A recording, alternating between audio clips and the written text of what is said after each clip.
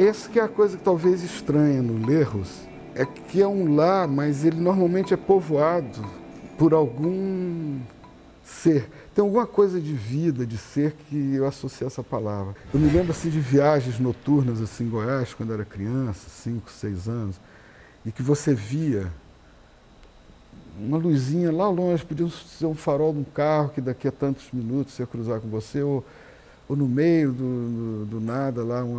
Mas eu acho que eu sempre associava essa luz também, talvez por isso, né? Quer dizer, colocar um parangolé não produzia nenhum efeito simplesmente, né? Se eu ficar aqui sentado e tal, mas um pouco a linguagem plástica do parangolé e o ritmo da dança vai criando uma mistura qualquer que há um cultivo, né? uma intensidade maior, né? Dessa relação sensível-sensorial, e o corpo vai sendo flexibilizado, vai sendo transformado, vai sendo desreprimido. E a linguagem plástica do parangolé, claro, tem um papel aí, né? Não é uma coisa qualquer, simplesmente um pedaço de pano. Tem uma intensidade sensível, tem pesos, tem texturas, tem materiais diversos, tem uma colagem, superposição de planos. Isso é que vai produzindo isso.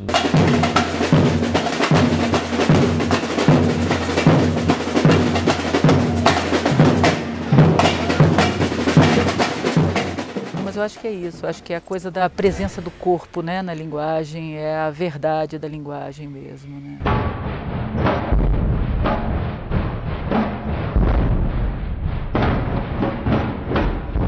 Se nós pensarmos que uma das grandes características do pensamento do século XX, em alguns dos seus momentos mais interessantes, foi livrar a noção de sujeito, né, de uma certa ideia de egoidade, né?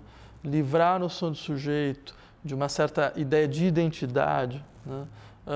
É bem possível que em toda essa discussão sobre a expressão e sobre flertar com o inexpressivo, né, estava em jogo a possibilidade de posição de um conceito de sujeito que não é mais dotado de profundidade psicológica, ou seja, é um conceito totalmente não substancial de sujeito, né? E para esse conceito não substancial de sujeito, você precisa de uma arte que a todo momento seja capaz de expor essa ausência de substância, né? Eu não consigo pensar numa produção poética que não seja como um desfazer-se de algo de si mesmo, né? No sentido mesmo fenomenológico, né? Participamos dessa carne do mundo. A Concreta Sonho foi uma escultura que eu fiz quando eu comecei a ler o Freud. Eu li as conferências introdutórias sobre psicanálise. E eu comecei a achar o seguinte, cara, construtivamente, sei lá, tá legal, cara. Não tem nada mais assim de eu aprender. Eu já entendi o processo, assim, aquele processo do construtivismo brasileiro, do concretismo, não sei o que lá. E aí eu estava afim de entrar numa parada onírica. E também era proibido na galera que me apoiava, ou galera do que eu gostava e tal, esse negócio da figura, sabe?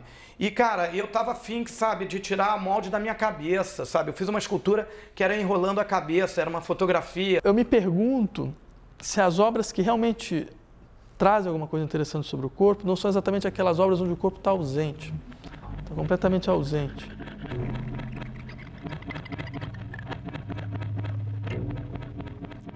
Até, por exemplo, uma fala como essa de que aonde a questão do sujeito está mais forte, aonde não há a presença do corpo ou da representação do corpo, para mim me parece quase impossível para o artista, né? Porque ele está envolvido com o corpo, né, naquilo, né, na própria obra.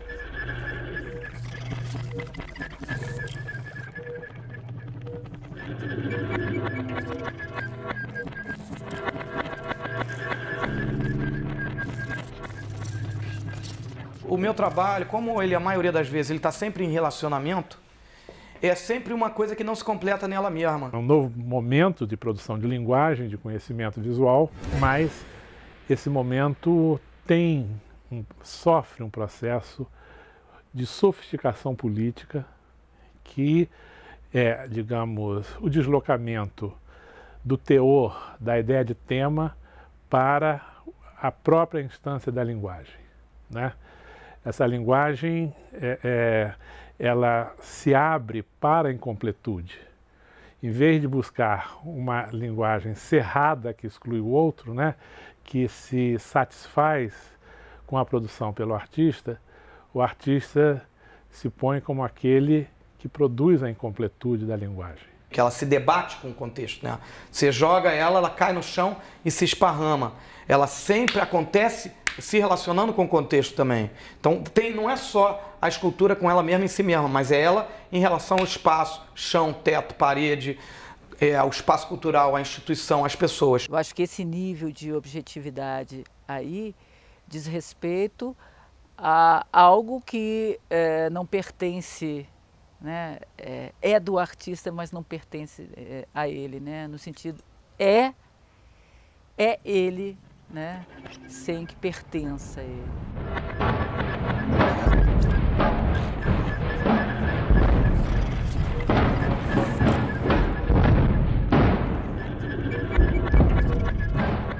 Quando eu digo que o artista passa a construir uma incompletude, né?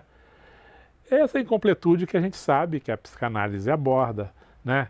Que, digamos, em teoria da sociedade, é uma incompletude que é oposta à ideia de monopólio do capital, né? A acumulação, etc., contra o outro, né? Então, a mais-valia, tudo isso. Ou seja, há uma crítica da sociedade quando você abre para o outro, né? O outro não é fornecedor de mais-valia simbólica. O outro é partícipe, a obra é incompleta. E dizer isso durante a ditadura, né, dizer que a obra precisa de decisões do outro, né, significa que num momento onde os direitos civis foram lançados por terra, vive-se sob um estado de exceção, né, um estado de sítio impermanente. Dizer que o outro é necessário para a plenitude daquilo que antes era dado, né, é um ato político absurdo, absoluto, né? E por isso eu discordo de todos aqueles que dizem que o neoconcretismo não era politizado. É nesse sentido que eu acho que a experiência da arte ela é fundamental para a vida de qualquer pessoa. E agora eu me lembrei de uma coisa que é um projeto que eu nunca realizei, que é dos anos 70, assim. Mas que era assim, você vai, né, de uma certa maneira, você vai se encaminhando para construir isso, a casa, e a ideia era ter um país, fazer um país, criar um país, mas tão estreito, que não coubesse ninguém lá dentro. Todos os seus nacionais, eles seriam necessariamente estrangeiros, tal, mas criar, né, pô. E isso é um pouco também uma situação de fronteira que eu acho interessante, onde exatamente, né, esse sujeito, vamos dizer, da pele para fora, ele não tem um lugar físico.